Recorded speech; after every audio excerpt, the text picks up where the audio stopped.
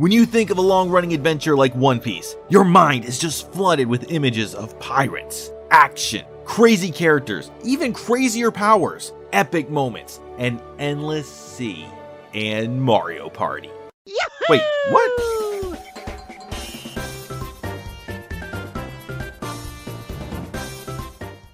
Released on the PS2 and GameCube back in 1996, in the US, One Piece Pirates Carnival is a party game that doesn't really shy away from its inspiration.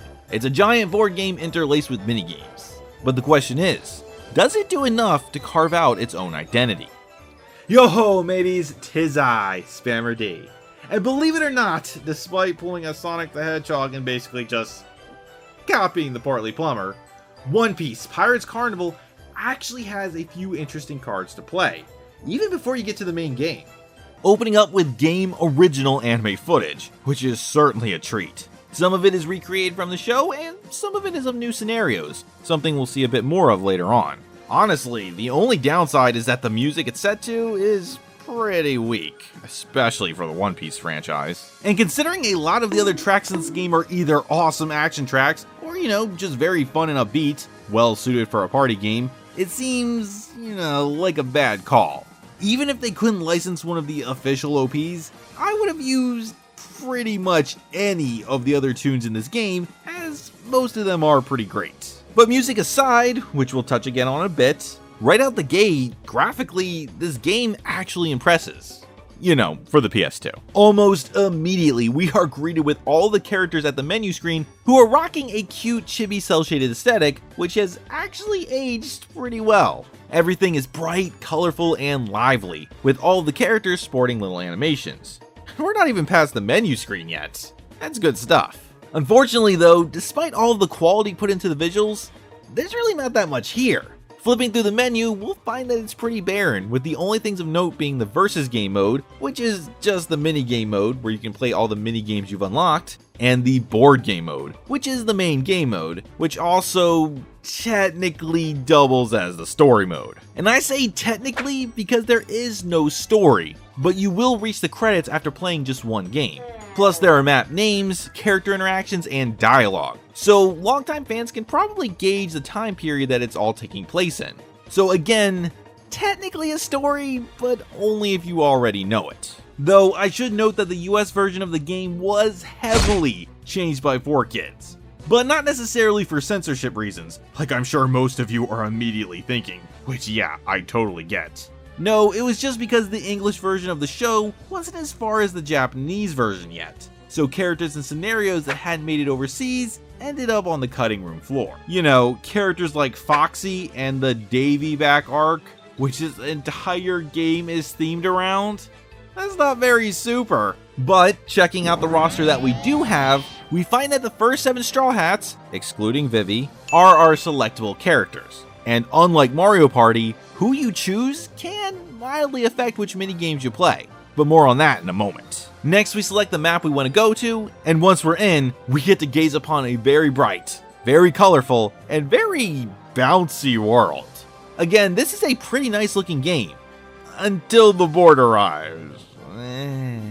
Which, in a very poor choice by the devs, you can only unlock new boards by playing and winning in solo mode, in a party game.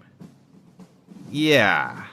Very basic and lacking any real flair, it's easy to see that these board game maps are a far stretch from the Mario Party franchise, which boasts massive, colorful, and somewhat elaborate boards. And while this may seem like a major miss for One Piece, it's actually not, because how these maps work involve a lot more strategy than luck to conquer, and are more akin to games like Othello. Even getting started just to see who goes first, you don't roll a die and leave your hands in the fate of Lady RNG. Nah, you're a real pirate. You duke it out in a mini game. Arr. Once that riveting fight to the death is complete, and with no dice in sight, the question becomes, how do we play this? Well, it works like this. In order to win, you want to be the pirate with the most treasure. How do you do that? Well, by acquiring panels. On your turn, you select the panel you want and flip it up to see what you get.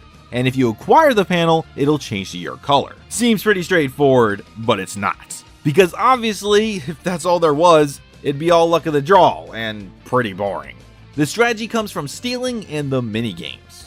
Strategy-wise, when you capture a panel, if you have another panel or panels adjacent or diagonally from it, with enemy panels in between, you steal them. And with 4 players constantly making moves, you could probably see how deciding which panels you want to get becomes crucial, especially since some of these panels are linked to others. With these panels, let's talk about them now. The panels are basically broken up into 4 types: event, minigame, captain, and Davy back fight. The event cards are the most luck-based factor in the game, outside of just the random events that happen at certain intervals, with some rewarding you with treasure, some screwing up the board, which is really annoying, some granting extra turns, and some even let you steal other panels, which is a major pain in the ass. Unless you're the one doing the stealing, but regardless of what happens, you get the panel, meaning the rest aren't so simple. Minigame panels are exactly what you'd expect them to be: minigames. Though the player who selected the panel does get to choose which of the 3 random minigames you'll be competing in. So, choose which one you're best at. Because, regardless of who landed on it, the winner claims the bounty. But before we dive into the more interesting panels, let's take a quick look at the minigames a bit. Once again, Pirates Carnival actually diverges from Mario Party quite a bit here, with all of the minigames being primarily skill-based.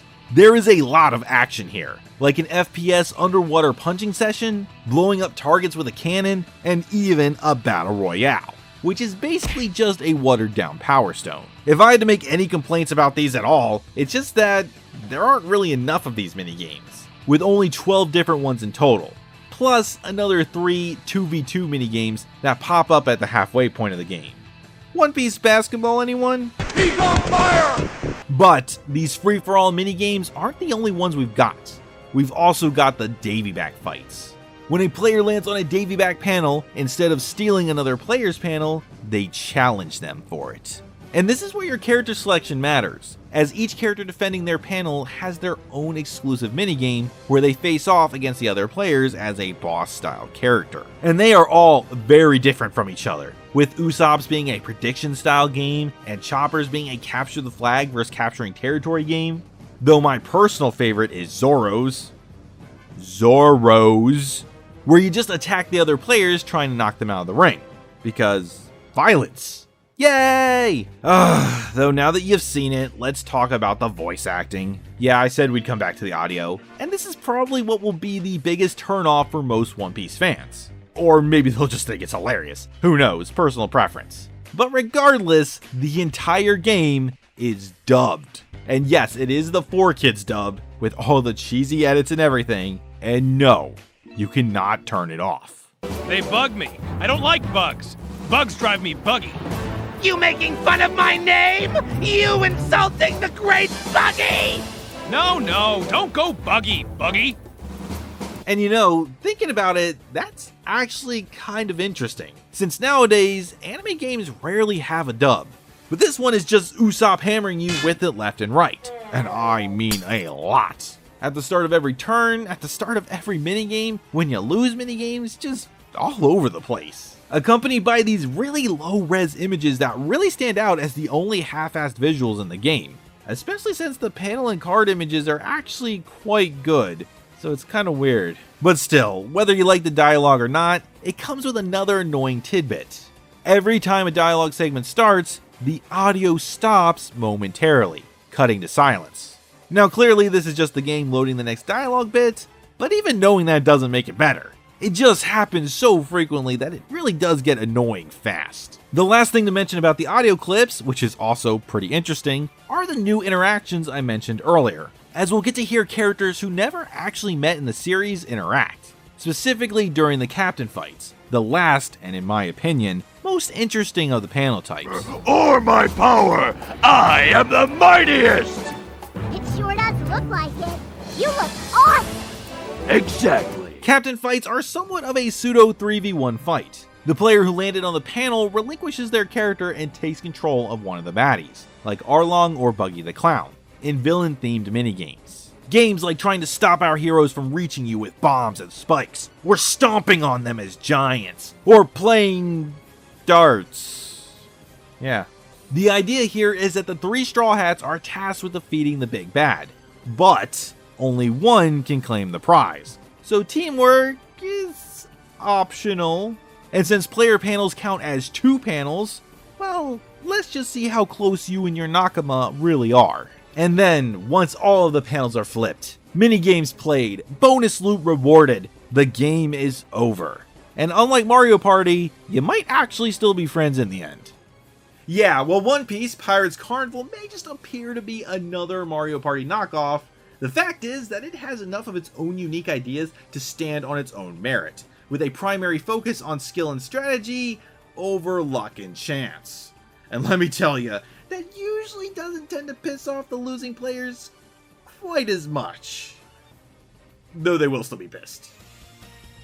The visuals are fun and quirky and have aged pretty well for a PS2 and GameCube game. And while the music is solid, the 4Kids voice acting leaves a lot to be desired. While I would never recommend this game to anyone who's going to be stuck with a solo player experience, seriously, if you can't get your friends to play this one with you, then don't bother. But what I can say is that while I don't think I'd go as far as to say that this one is better than the best Mario Party games, it's definitely better than the worst ones, landing somewhere in the middle. If you're a fan of One Piece, Mario Party, minigame collections, or just looking for something fun and different to play with your pals, then One Piece Pirates Carnival is worth checking out. Set sail!